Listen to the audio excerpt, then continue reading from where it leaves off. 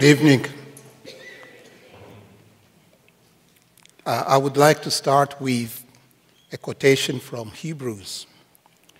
Let us hold fast the confession of our hope without wavering, for he who promised is faithful. I have a wonderful family life. Take my wife, for example. Some months ago, I surprised a benign conversation, albeit at its tail end, between her and our 6-year-old son, then 5. She was teaching him, gestures and all, how to pee like a man. Now, this was good. Priceless. Just for the entertainment value, I implored her to do it again. But she would not even with the promise of a nice vacation. Or take my son. He's at his cutest when he waxes philosophical. The other day, he asked me why he had not met his grandfather, that is my father. I told him he passed away. What does that mean? It means he's with Jesus in heaven. Why with Jesus and not with us? Because Jesus loves him. But he loves you too. Before I could answer him, he said, did God do eeny, meeny, miny, mo, and the finger fell on dad, on granddad? I said, yes. Much relieved. So, please don't laugh, I'm not a trained theologian, so. For some, these anecdotes may appear mundane. To me, they evoke both sadness and joy. It should be no wonder that I found last April, the month in which most Rwandans remember what happened in April 1994, rather trying emotionally. The reason could, among other things, be traced back to Dado, a 5-year-old who sought shelter with my family during that period. She arrived at our house with nothing but the clothes on her back, the haggard, empty look, the flesh bullet wound on her right arm between the radius and cubitus, and the small kanga, that is, the blanket, soaked and dripping with her mother's flesh blood. She was so traumatized she could not speak. When my mother saw her, she took an instant liking of her. Dado was her new daughter, I was her older brother, and there was no talking my mother out of it. It was decided that I would pray for her to welcome her in our family. I thought it would be the usual soliloquy, since he had not uttered a word for the entire day. I was wrong. Before I would pray, she abruptly stopped me. To whom will you address your prayers? She cried. To Jesus, I replied. Please don't pray to that Jesus. She implored. Why, I asked. Why? Because my mother, my brother, and my sister were murdered today while praying to that Jesus, why would I trust in him? I should have stopped there. But wishing not to be outdone, especially by a 5-year-old, I blundered on.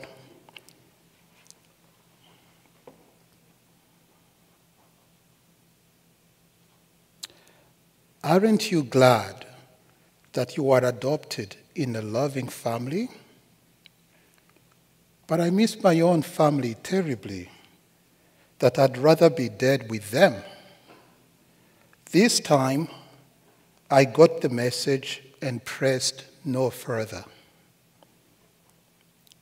For a while after that, she clung to that kanga as if to dear life, and would smell it now and then for the sliver of comfort she derived from the inexorably fainting remnant of her mother's fragrance coming from it. She refused that we would wash it, and we did not insist. Then one evening, totally out of the blue, she came to me and asked if my father would pray for her. Now, no words could do justice to the emotions of that moment.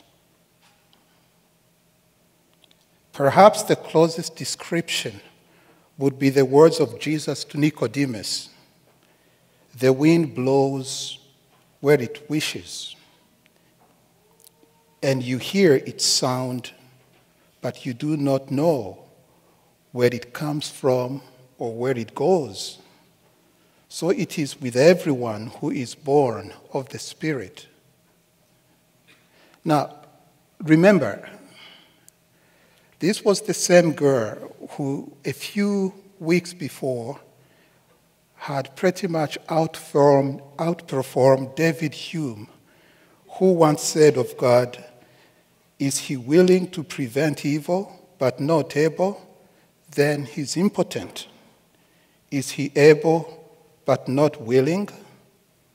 Then he is malevolent. Is he both able and willing? Then whence evil?" Yet there she was, converted, born again, a new creature. If you wanted to see God's grace in action, there it was. Not that she loved him, but that he loved her first.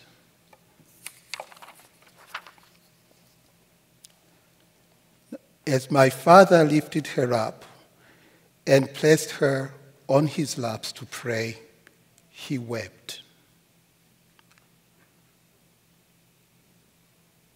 Through much tears, sighing, and sobbing, he committed her sorrow to God, but not before, like Jesus at the tomb of Lazarus, he grieved for the utter cruelty and senselessness of her plight. He reminded God that her dearest mother, sister, and brother were gone for good, and that we would not dare but believe that our family's comfort to her was but a very poor substitute to the presence of her dearest family. I wish her story had a happy ending. She lived with us for another 3 months until an aunt of hers sent a message to us that Dado's other surviving relatives wanted to care for her. By then, my family had fled to the Congo. We asked her whether she knew the relatives and wished to live with them. She said yes, to the utter chagrin of my mother. We made arrangements and sent her back to Rwanda, only to learn 4 years down the road that her relatives had used her as a pawn to have access to her parents' wealth. As far as we know, her relatives dragged her through the family courts that she could not pursue any formal education. Now, a lot transpired in the first 2 weeks of April 1994. One day, I experienced God's deliverance in such a way that I could not deny his power. On that day, it was a Sunday, the Interahamwe, the militia which was instrumental in the killings during that time, had surrounded our house and had given us an ultimatum to hand over the people who had sought shelter in our house. Perhaps I should give you some background here.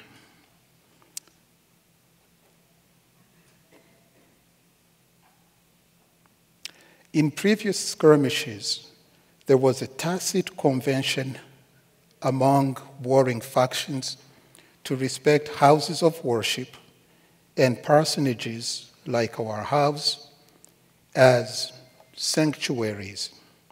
So during the civil war that went on between 1990 and 1993 in Rwanda, the convention largely held.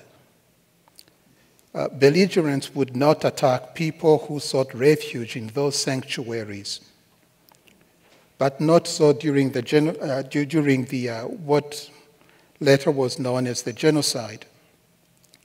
By the time we received the ultimatum, the militia had already executed thousands who had sought refuge in a nearby Catholic church. My father, who was then the bishop of the Free Methodist Church of Rwanda, and by the way, a deeply committed Christian, wanted to bear witness to Christ. So he refused to execute the orders, locked our doors, committed our life to God, and prayed like our life depended on it. As my father was praying, I stopped him and told him that I would not worship a God who refuses to protect people who were risking their life to shelter God's people in God's name. To which my father replied, I know that God can deliver us from the mob, but even if he does not, I will not bow my knee to an idol. Now, God is merciful. He delivered us that day. Up until now, I have diligently sought to explain how we were delivered, but to no avail. I suppose you could call this a miracle. Now, in that week, I also experienced what felt like a sting of God's sovereignty, and I really mean it. When he did not grant my petition to spare the life of my best friend. Now, we had been friends by then for 11 years. We were almost the same age, 21, had the same physiognomy, the same height even.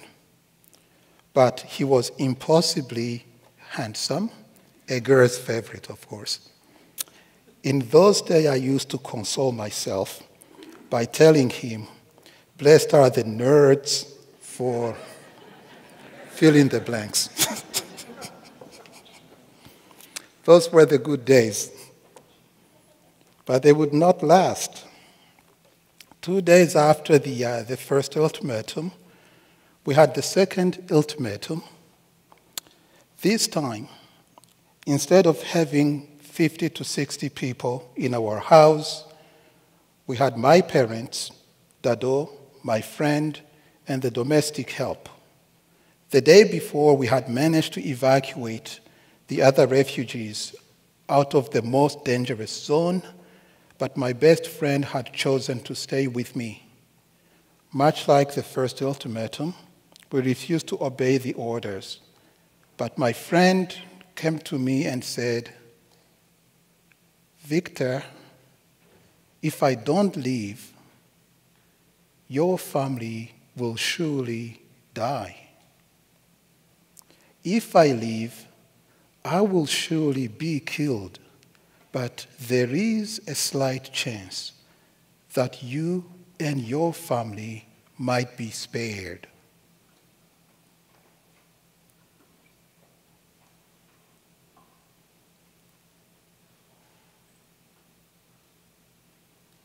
Then he looked at me intently and said, "Victor, you know, as much as I do, that I will be killed not because of anything I did, but because of who I am. This is unfair. This is injustice. If you survive me, please denounce it. And if I survive you, I will do the same."